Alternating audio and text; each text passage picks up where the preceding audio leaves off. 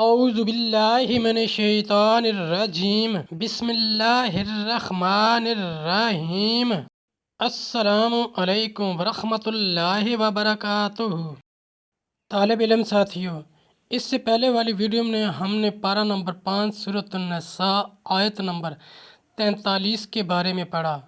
اس video میں ہم پارہ نمبر 5 سورۃ النساء آیت نمبر 44 اور 45 کا ترجمہ، تفسیر، عربی، شان نزول کے بارے میں پڑھیں گے اور قرآن کی روشنی میں اہم دینی مسائل بھی سیکھیں گے۔ لنک میں نے اس ویڈیو کے ڈسکرپشن میں شیئر کر دیا ہے۔ فرمان عالی شان ہے کہ علم حاصل کرنا ہر مسلمان مرد عورت پر فرض ہے۔ اے اللہ ہمارے علم میں اضافہ فرما، آمین۔ سورۃ النساء آیت نمبر 44۔ عَلَمْ تَرَ إِلَى الَّذِينَ أُوتُوا نَصِيبًا مِنَ الْكِتَابِ يَشْتَرُونَ الضَّلَالَةَ وَيُرِيدُونَ أَن تَضِلُّوا السَّبِيلَ۔ ترجمہ، کیا تم نے انہیں نہ دیکھا جن کو کتاب سے ایک حصہ ملا، گمراہی مول لیتے ہیں اور چاہتے ہیں کہ تم بھی راہ سے بہک جاؤ۔ آیت نمبر 45۔ واللہ اعلم بِأَعْدَائِکُمْ وَکَفَى بِاللَّہِ وَلِیًّا وَکَفَى بِاللَّہِ نَصِیرًا۔ ترجمہ، اور اللہ خوب جانتا ہے تمہارے دشمنوں کو، اور اللہ کافی ہے والی، اور اللہ کافی ہے مددگار۔ تفسیر اور شان نزول۔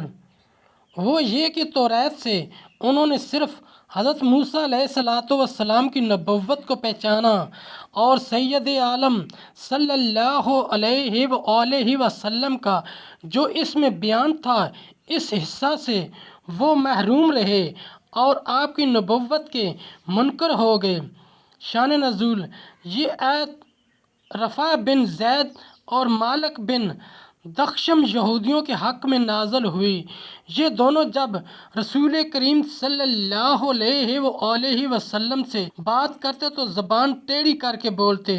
حضور اکرم صلی اللہ علیہ وآلہ وسلم کی نبوت کا انکار کر کے، اے مسلمانوں، اور اس نے تمہیں بھی ان کی عداوت پر خبردار کر دیا تو چاہیے کہ ان سے بچتے رہو، اور جس کا کارساز اللہ ہو اسے کیا اندیشہ۔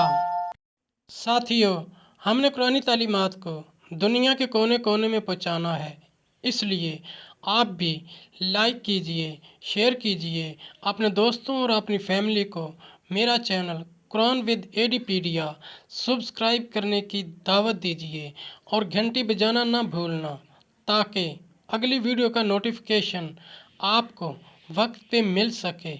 اللہ کریم ہم سب کی نیک اور جائز حاجات پوری فرمائے، آمین یا رب العالمین۔